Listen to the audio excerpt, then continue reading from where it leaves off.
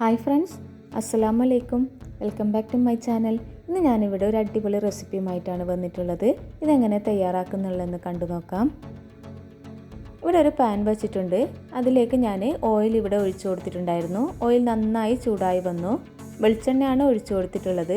ഇനി ഇതിലേക്ക് കടുക് ചേർത്ത് കൊടുക്കാം. ഒരു 1/4 ടീസ്പൂൺ കടുകാണ് എടുത്തിട്ടുള്ളത്. കടുക് ഇവിടെ പൊട്ടി വന്നതിന് ശേഷം ഇതിലേക്ക് ഉഴുന്ന് ചേർത്ത് കൊടുക്കുന്നുണ്ട്. ഉഴുന്നൊന്ന് മൂത്ത് വന്നതിന് ശേഷം ഇതിലേക്ക് പിന്നീട് ചേർത്ത് കൊടുക്കുന്നുള്ളത് ഒരു സവാള അരിഞ്ഞതാണ്. ചെറുതായി അരിഞ്ഞെടുത്തിട്ടുള്ള സവാളയാണ്. ഇനി ഇത് നന്നായി ഒന്ന് വഴറ്റിയെടുക്കാം.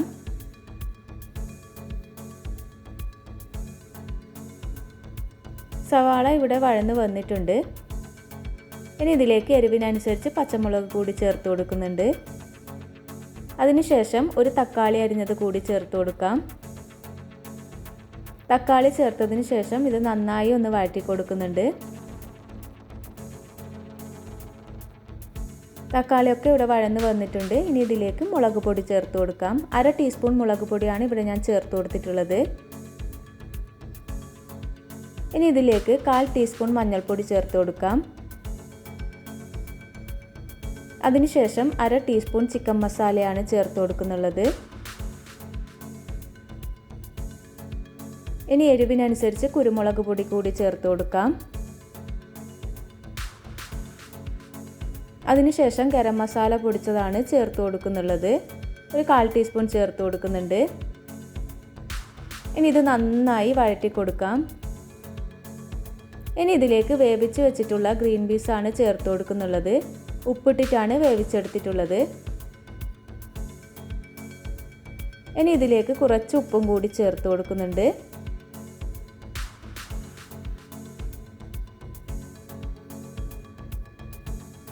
അതിനുശേഷം ഇത് ഒരു സൈഡിലേക്ക് മാറ്റി വെച്ചിട്ടുണ്ട്.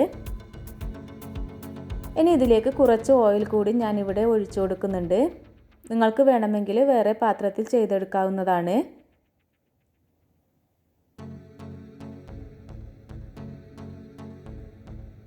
ഇനി ഇതിലേക്ക് ഞാൻ മുട്ടയാണ് ഒഴിച്ചു കൊടുക്കുന്നുള്ളത്. അതിന് വേണ്ടിയിട്ടാണ് ഇതിൽ തന്നെ ഓയിൽ ഒഴിച്ചു കൊടുത്തിട്ടുള്ളത്. 4 മുട്ട ഉപ്പും കുരുമുളകും ഇട്ട് മിക്സ് ചെയ്ത് വെച്ചിട്ടുള്ളതാണ്. അതുകൂടി ചേർത്ത് കൊടുത്തിട്ടുണ്ട്.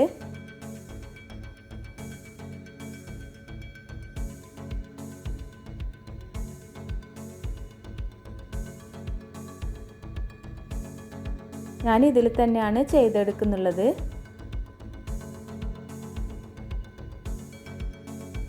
ഇനി ഇതൊന്ന് ചെറുതായി ഒന്ന് മിക്സ് ചെയ്ത് കൊടുക്കാം.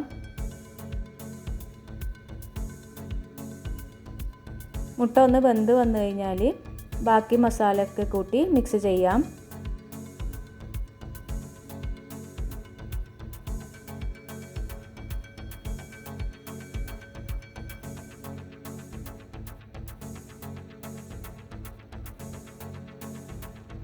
മുട്ട നന്നായി ചെറുതായി വേണമെങ്കിൽ നന്നായി മിക്സ് ചെയ്ത് കൊടുക്കാം.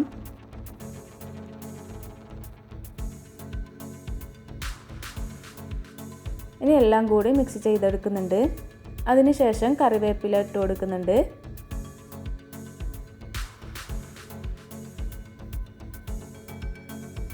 ഇനി ഇതിലേക്ക് വേവിച്ച് വെച്ചിട്ടുള്ള ബസ്മതി റൈസ് ചേർത്ത് കൊടുക്കാം. 1 കപ്പ് റൈസാണ് ഞാനിവിടെ എടുത്തിട്ടുള്ളത്.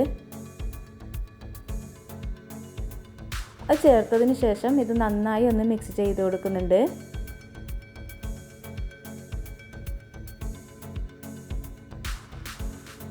ഇനി ഇതിലേക്ക് ഞാൻ കുറച്ച് കുരുമുളക് പൊടി കൂടി ചേർത്ത് കൊടുക്കുന്നുണ്ട്.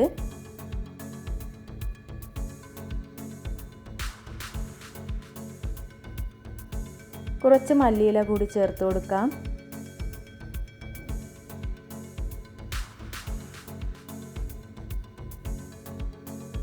മല്ലിയില ചേർത്തതിന് ശേഷം ഒന്ന് മിക്സ് ചെയ്തെടുക്കാം.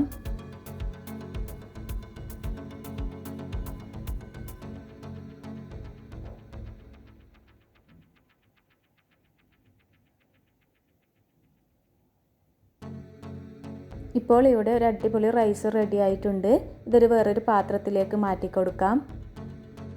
പെട്ടെന്ന് തന്നെ നമ്മൾക്കിത് തയ്യാറാക്കാൻ പറ്റിയിട്ടുള്ള ഒരു അടിപൊളി റൈസാണ്. ഇത് നമുക്ക് കുട്ടികൾക്കൊക്കെ ലഞ്ച് ബോക്സായി കൊടുത്തുവിടാൻ പറ്റിയ ഒരു അടിപൊളി റൈസിൻ്റെ റെസിപ്പിയാണ്. എല്ലാവരും ഇതൊന്ന് ട്രൈ ചെയ്ത് നോക്കണേ. പിന്നെ എൻ്റെ ചാനൽ ആദ്യമായിട്ടാണ് കാണുന്നതെങ്കിൽ ഒന്ന് സബ്സ്ക്രൈബ് ചെയ്യണേ.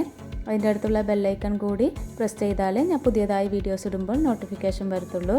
അടുത്ത നല്ല റെസിപ്പിയുമായി വീണ്ടും കാണാം. Thank you for watching.